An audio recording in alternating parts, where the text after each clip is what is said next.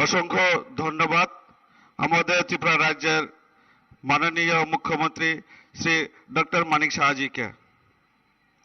माननीय प्रधानमंत्री जी, ये धलाई जिला आकांक्षी जिला है। आपके द्वारा विकास के कार्य एवं जन भावनाओं के अनुसार बहुत तेजी से धलाई जिला आगे बढ़ रहा है।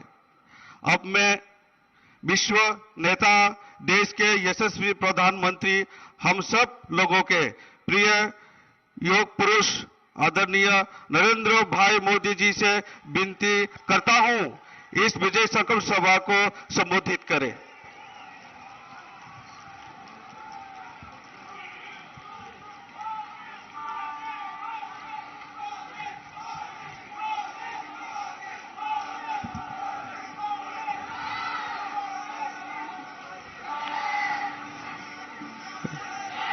जोतोनो कोलोमका जोतो कांदा सभी के नमस्कार।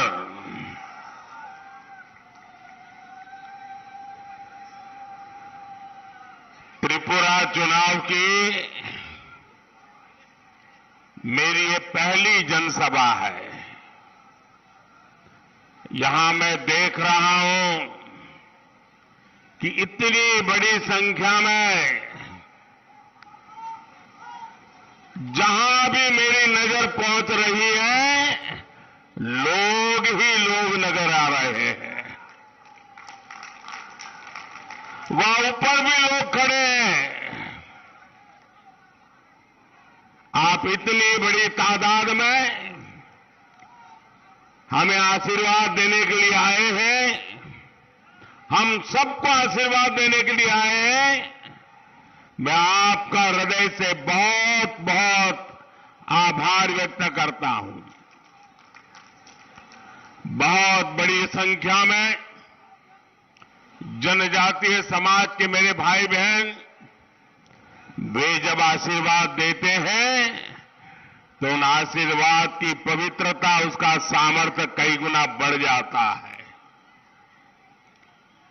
ढलाई जिले का ये उत्साह साफ साफ त्रिपुरा का मूल बता रहा है। त्रिपुरा ये ठान चुका है कि विकास का डबल इंजन अब रुकने वाला नहीं है। इसलिए आज त्रिपुरा के कोने कोने में एक ही आवाज है, एक ही नारा है, एक ही जय घोष है। फिर एक बार, फिर एक बार, फिर एक बार, फिर एक बार, फिर एक बार डबल इंजन सरकार का ये मंत्र। भाइयों और बहनों, आज मैं त्रिपुरा की संतान, विजनरी नेता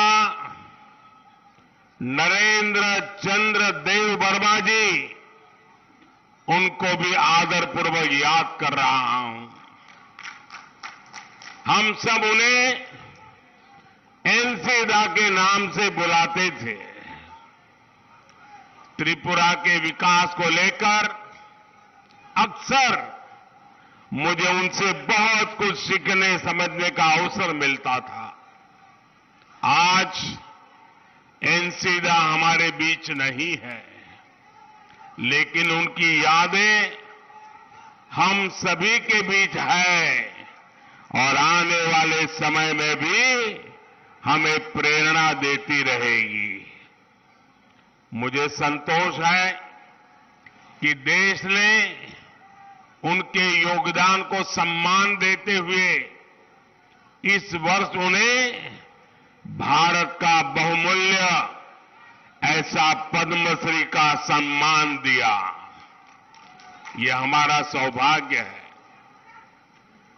श्री विक्रम बहादुर जमातिया जी को भी पद्मश्री देकर भारतीय जनता पार्टी सरकार का गौरव बढ़ा है।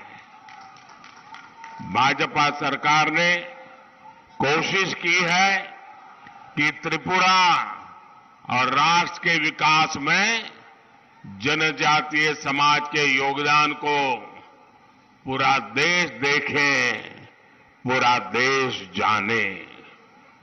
भाइयों और बहनों, दशकों तक कांग्रेस और वामपंथियों के शासन ने त्रिपुरा को विकास के हर पैमाने पर पीछे धकेल दिया था, लेकिन डबल इंजन की सरकार सिर्फ 5 वर्षों में ही त्रिपुरा को तेज विकास की पटरी पर ले आई है। अब त्रिपुरा की पहचान हिंसा नहीं है, त्रिपुरा की पहचान पिछड़ापन नहीं है। त्रिपुरा में आए बदलाव का एक और उदाहरण ये चुनाव में भी है।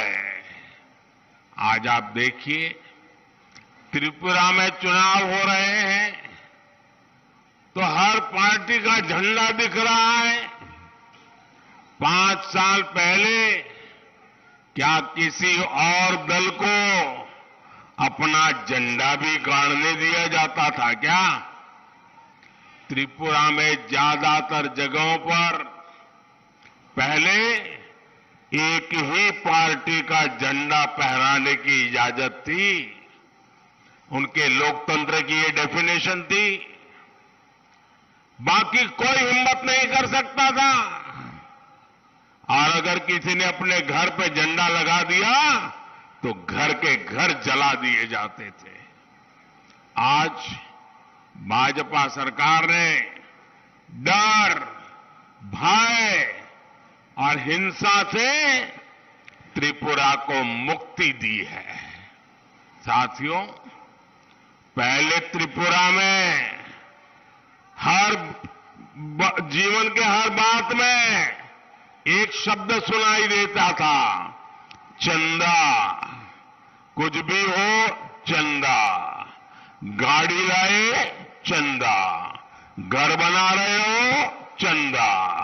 दुकान खोल रहे हो, चंदा। इन लोगों ने 3 दशक तक त्रिपुरा में चंदा चंदा चंदा हर किसी को लूटने का लाइसेंस देके रखा था। किसी न किसी बहाने से लोगों को चंदा देना ही पड़ता था। अब भाजपा सरकार त्रिपुरा को चंदा चंदा करने वालों से ही मुक्त कर दिया है। पहले त्रिपुरा के सरकारी कर्मचारियों को पुराने आधार पर ही वेतन मिला करता था। भाजपा सरकार त्रिपुरा में 7वें वेतन आयोग की सिफारिशों को लागू करके लाखों कर्मचारियों का वेतन बढ़ाया। पहले त्रिपुरा में सिर्फ वामपंथी काडर को ही सरकारी योजनाओं का लाभ मिलता था। अब भाजपा सरकार में त्रिपुरा के हर नागरिक को सरकारी योजनाओं का लाभ मिल रहा है। पहले त्रिपुरा में लोग पुलिस थाने तक मुश्किल से पहुंच पाते थे। पहुंचने के पहले भी चंदा देना पड़ता था, पहुंचने के बाद भी चंदा देना पड़ता था। थानों पर भी सीपीएम कैडर का ही कब्जा था। अब भाजपा के शासन में त्रिपुरा में कानून का राज स्थापित हुआ है। साथियों, आप याद करिए, हिंसा के उस दौर में महिलाओं पर हमारी बहनों, हमारी बेटियों पर कितने अत्याचार हुए थे। लेकिन आज त्रिपुरा में महिला सशक्तिकरण हो रहा है। महिलाओं का जीवन आसान बनाने वाले काम हो रहे। अभी मेरे त्रिपुरा की एक मां ने आकर के मुझे पगड़ी पहनाई। सिर्फ पगड़ी पहनाई नहीं, बहुत ही एक बेटे को जैसे आशीर्वाद दे, उस मां ने मेरे सर पे हाथ रख के मुझे आशीर्वाद दिया। इससे बड़ा जीवन का सौभाग्य क्या होता है। मुझे खुशी है इस चुनाव में यहां से हमारी एक युवा बेटी ही भाजपा की उम्मीदवार है।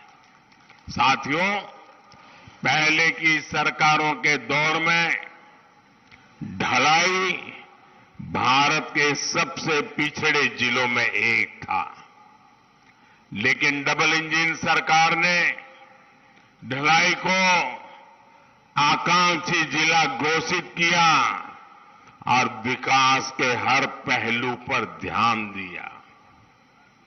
इसका परिणाम यह है कि आज ढलाई देश के 110 आकांक्षी जिलों में दूसरे स्थान पर आ चुका है। दूसरे स्थान पर ये बहुत बड़ा काम है। मैं सरकार को, सभी अफसरों को ढलाई के लोगों की इतनी बड़ी सेवा करने के लिए बहुत बहुत बधाई देता हूं।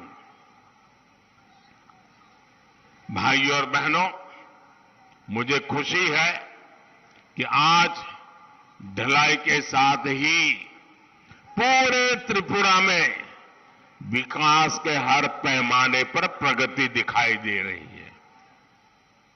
मैं त्रिपुरा बीजेपी की सराहना करूंगा, जिसने बहुत मंथन करके यहां के गांव-गांव जाकर के लोगों को क्या चाहिए, लोग क्या कहना चाहते हैं, हर किसी से सुझाव लेकर के एक सशक्त संकल्प पत्र जारी किया है।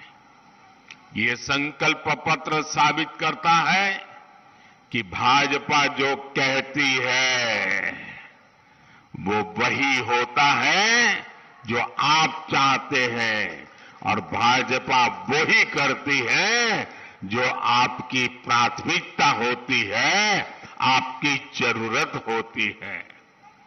त्रिपुरा के गरीबों के लिए, यहां के युवाओं के लिए, हमारी माताओं बहनों के लिए, हमारे विशाल जनजातीय समुदाय के लिए, यहां की कनेक्टिविटी के लिए भारतीय जनता पार्टी की सरकार ने नए लक्ष्य तय किए और भाजपा ने संकल्प पत्र में, मैनिफेस्टो में नए लक्ष्य के साथ नए कदम का फैसला लिया है।